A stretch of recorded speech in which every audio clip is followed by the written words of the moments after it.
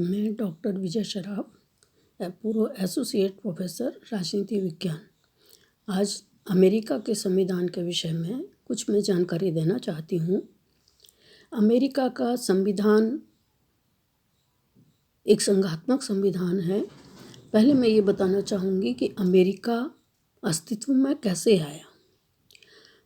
जब इंग्लैंड का सूर्य अस्त नहीं होता था, ऐसे समय में कोलंबस भारत की खोज के लिए निकला और 1442 में जब अमेरिका पहुंचा तो उसे लगा कि उसे इंडिया मिल गया और वो ज़ोर ज़ोर से बोलने लगा, मुझे इंडिया मिल गया, मुझे इंडिया मिल गया।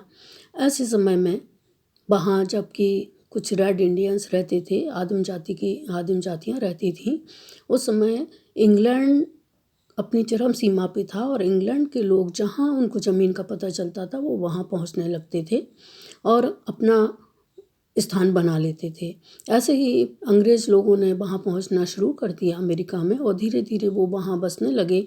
उन्होंने अपने कई उपनिवेश बना लिए और इस प्रकार से अमेरिका अस्तित्व में आ गया।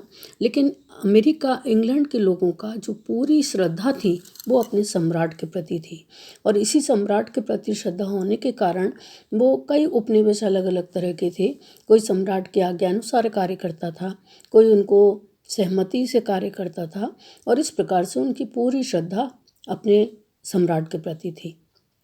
लेकिन जब सम्राट यानी कि ब्रिटेन ने धीरे धीरे जब उनका शोषण प्रारंभ किया और उनके ऊपर टैक्स के ऊपर टैक्स लगाना शुरू कर दिए, ऐसे समय में जो अमेरिका के निवासी थे जो कि इंग्लैंड से ही आए थे वो परेशान होने लगे और उन्होंने विरोध करना शुरू कर दिया। ऐसे ही समय में उन्होंने एक नारा दिया कि हमें या तो लोकसभा में प्रतिनिधित्व दिया जाए, इंग्लैंड की कॉमन सभा में प्रतिनिधित्व दिया जाए और या फिर हम टैक्स नहीं देंगे। यानी कि उन्होंने नारा दिया प्रतिनिधित्व के बिना कर नहीं। और उसका रिजल्ट हुआ कि इंग्लैंड ने अमेरिका के ऊपर अटैक कर दिया। जब अटैक किया तो ऐसे समय में छोटे छोटे उपनिवेश थे और उन उपनिवेशों ने आपस में ये तय किया कि यदि हमने इंग्लैंड का सामना किया तो धीरे धीरे हम समाप्त हो जाएंगे। इससे बेहतर ये है कि हम सब मिलकर लड़ें और अमेरिका का मुकाबला करें, अमेरिका के नाम से एक होकर लड़ें और इंग्लैंड का मुकाबला करें। ऐसे समय में जब वो 13 राज्य आपस में मिलकर लड़े, उन्होंने अमेरिका के नाम पर उन्होंने इंग्लैंड को परास्त कर दिया और उसका रिजल्ट ये हुआ कि इंग्लैंड ने उन्हें स्वतंत्र डिक्लेयर कर दिया। जब स्वतंत्र डिक्लेयर किया तो ऐसे समय में अमेरिका एक राज्य बन गया और उसको इस बात की आवश्यकता महसूस होने लगी कि हम कोई ऐसा संविधान बनाएं, क्योंकि राज्य आपस में झगड़ते रहते थे तो उनको ये लगा कि हमें कोई ऐसा संविधान बनाएं जिसमें कि संघ प्रभावशाली हो और राज्य की जो शक्तियां हैं वो संघ से ज़्यादा ना हो। और इस परिप्रेक्ष्य को देखते हुए जब ये युद्ध लगभग 1775 से लेकर 1781 तक चला, उस समय इस बात की आवश्यकता महसूस की गई कि अमेरिका को एक होना पड़ेगा, सारे राज्यों को मिलकर एक होना पड़ेगा और तभी वो किसी भी बाहरी शक्ति का मुकाबला कर सकते हैं। इसी परिप्रेक्ष्य में वाशिंगटन के नेतृत्व में 1786 में फिलाडेल्फिया में एक सम्मेलन हुआ और उस सम्मेलन में अमेरिकी संघ बनाया गया और अमेरिकी संघ जिसको कहा जाता है संयुक्त राज्य अमेरिका। तो संयुक्त राज्य अमेरिका का गठन हुआ, 13 राज्य मिलकर एक हुए और इन्होंने अपना एक संविधान बनाया और संविधान ऐसा बनाया गया जिसमें कि राज्यों का अस्तित्व भी कायम रहे, राज्यों का अपना अस्तित्व रहे और केंद्र का नेतृत्व रहे। इस प्रकार का संविधान बना जिसमें कि कई व्यवस्थाएं लागू की गई, जैसे कि एक तो वो लिखित संविधान था, दूसरा कठोर संविधान था जिससे कि आसानी से परिवर्तन ना हो सके और तीसरी चीज़ उसमें ये थी कि वह काफ़ी पुराना संविधान था, यानी लोकतांत्रिक संविधान था जिसका कि महत्व आज भी है। उसमें अधिकार पत्रों को भी शामिल किया गया जिसे कि नागरिकों के मौलिक अधिकार के रूप में जाना जाता है। तो ये सब व्यवस्थाएं की गई जो कि आज संविधान में उनका काफ़ी महत्व है और 1787 में अमेरिका का संविधान लागू हो गया। तो ये अमेरिका जो उस समय 13 राज्यों से मिलकर बना था, धीरे धीरे उसमें 50 राज्य शामिल हो गए और ये राज्य आज संयुक्त राज्य अमेरिका के 50 राज्य उसके अंग हैं और इस प्रकार से अमेरिका में संघात्मक शासन स्थापित है। संयुक्त राज्य अमेरिका का संविधान तो बन गया, लेकिन उसमें कौन कौन सी ऐसी विशेषताएं थी जिनकी वजह से कि संविधान आज भी स्थायित्व में है।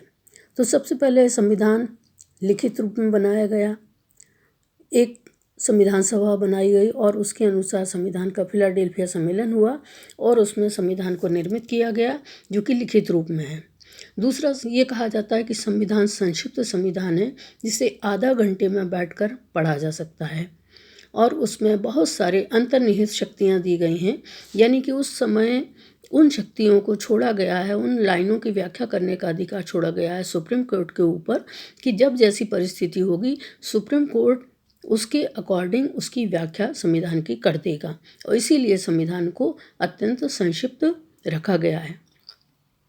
जनसंप्रभुता में विश्वास रखा गया है, यानी जनता का जनता के लिए चुना गया शासन है, प्रजातंत्र है, प्रजातांत्रिक संविधान है, जनता में संप्रभुता निहित है।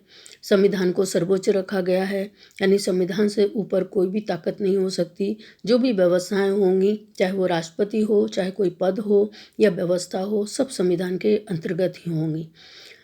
अमेरिका के संविधान को एक कठोर संविधान बनाया गया है जिससे कि उसमें आसानी से परिवर्तन ना हो सके।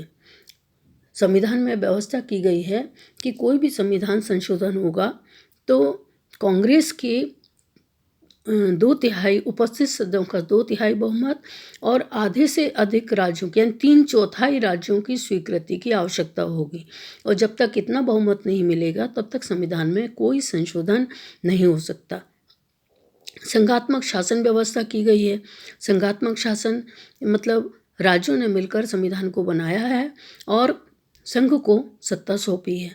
इस प्रकार से संघ और राज्य अलग अलग हैं। संघ का संविधान अलग है, राज्यों का संविधान अलग है, राज्यों की शक्तियाँ अलग हैं। राज्यों को सेना रखने का अधिकार है, राज्यों की अपनी नागरिकता है और राज्य की अपनी संविधान है, राज्यों के अपने गवर्नर हैं, यानी पूरी व्यवस्था राज्यों की अलग अलग है और केंद्र की व्यवस्था बिल्कुल अलग है, यानी केंद्र और राज्यों के बीच में शक्तियों का विभाजन किया गया है। अगला है अध्यक्षात्मक शासन पद्धति। तो अध्यक्षात्मक शासन पद्धति में अध्यक्ष यानी कि राष्ट्रपति का नेतृत्व माना गया है। अमेरिका का संविधान का संचालन राष्ट्रपति के अनुसार ही होगा, यानी राष्ट्रपति के नेतृत्व में होगा और राष्ट्रपति ही अमेरिका का नेतृत्व संभालेगा, उसी के नाम से शासन होगा। न्यायिक सर्वोच्चता भी रखी गई है, यानी कि सर्वोच्च न्यायालय को अत्यधिक शक्तियाँ दी गई हैं और सर्वोच्च न्यायालय की बात का कोई उल्लंघन नहीं कर सकता। सर्वोच्च न्यायालय जो भी आदेश देगा उसको हर व्यक्ति को, हर संस्था को मानना होगा। शक्ति पृथक्करण रखा गया है, यानी कि संविधान की तीनों शक्तियाँ व्यवस्थापिका, कार्यपालिका और न्यायपालिका तीनों को अलग अलग रखा गया है। कार्यपालिका तीनों संस्थाओं के सदस्य यानी व्यवस्थापिका, कार्यपालिका और न्यायपालिका के सदस्य आपस में एक दूसरे के मामले में दखल नहीं करेंगे।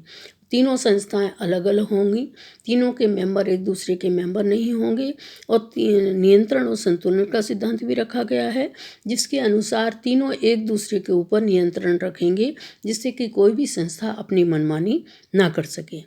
अधिकार पत्र रखा गया है, जबकि संविधान के निर्माण के समय ये अधिकार पत्र शामिल नहीं किया गया था। बाद में संविधान निर्माताओं को अपनी भूल महसूस हुई और उन्होंने संविधान संशोधन करके प्रथम 10 संविधान जो संशोधन हुए हैं अमेरिका में वो अधिकार पत्र को शामिल करने के लिए ही हुए गए, यानी अधिकार पत्र नागरिकों की मौलिक अधिकार के रूप में रखा गया है। दोहरी नागरिकता दी गई है, व्यक्ति अमेरिका का नागरिक भी होगा, केंद्र का नागरिक भी होगा और जिस राज्य में वो रहता है वहाँ का नागरिक भी होगा। द्विदलीय व्यवस्था है, द्विसदनीय व्यवस्था है, यानी व्यवस्थापिका के कांग्रेस के 2 सदन रखे गए हैं, सीनेट और प्रतिनिधि सभा। प्रतिनिधि सभा जनता का प्रतिनिधित्व करेगी और सीनेट भी राज्यों का प्रतिनिधित्व करेगी। इसी प्रकार से 2 राजनीतिक दल हैं, डेमोक्रेटिक पार्टी और रिपब्लिकन पार्टी। द्विदलीय व्यवस्था अमेरिका में स्थापित है। न्यायिक पुनरावलोकन की व्यवस्था भी की गई है। न्यायिक पुनर्निरीक्षण या पुनरावलोकन से अभिप्राय है कि व्यवस्थापिका के द्वारा बनाए गए कोई भी कानून जो संविधान के विरुद्ध हों उनको सर्वोच्च न्यायालय रद्द कर सकता है, उन पर क्वेश्चन उठा सकता है, उनकी जांच कर सकता है। इस प्रकार से वो व्यवस्थापिका के ऊपर नियंत्रण स्थापित कर सकता है। तो ये सारी विशेषताएं अमेरिका के संविधान में हैं और अमेरिका इसीलिए एक पूरे विश्व की महाशक्ति के रूप में स्थापित रहा है, स्थापित है और उसका संविधान आज भी बिना किसी रोक टोक के, बिना किसी व्यवधान के शांतिपूर्ण ढंग से संचालित है और शांतिपूर्ण ढंग से काम कर रहा है। Thank you.